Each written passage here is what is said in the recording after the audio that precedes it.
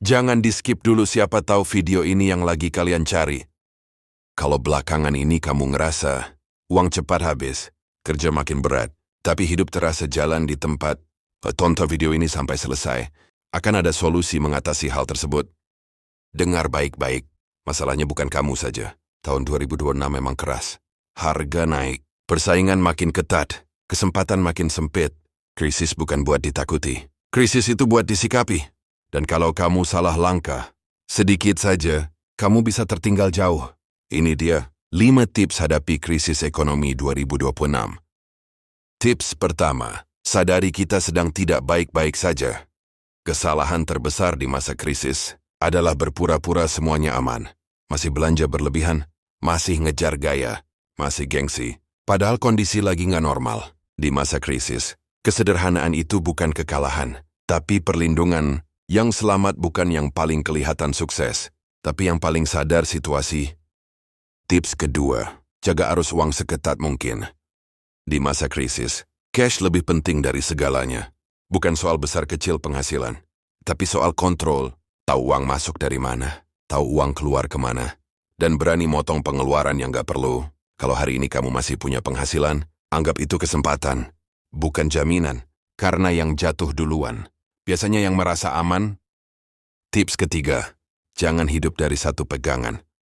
Kalau hidup kamu hari ini cuma bergantung pada satu sumber, satu pekerjaan, satu penghasilan, itu risiko besar. PHK bisa datang tanpa aba-aba, usaha bisa sepi tiba-tiba, komisi bisa turun kapan saja.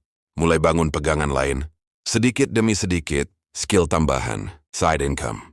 Apapun yang bikin kamu punya pilihan. Di krisis, pilihan adalah kekuatan. Tips keempat, kuatkan mental sebelum dompet.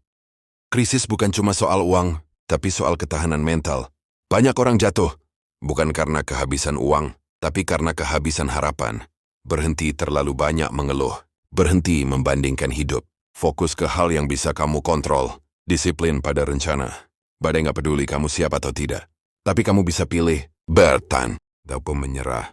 Dan yang terakhir, tips kelima, anggap krisis sebagai proses pembentukan. Setiap krisis selalu mencetak dua jenis manusia. Yang pertama, menyalahkan keadaan. Yang kedua, memperbaiki diri. Krisis itu keras, tapi adil.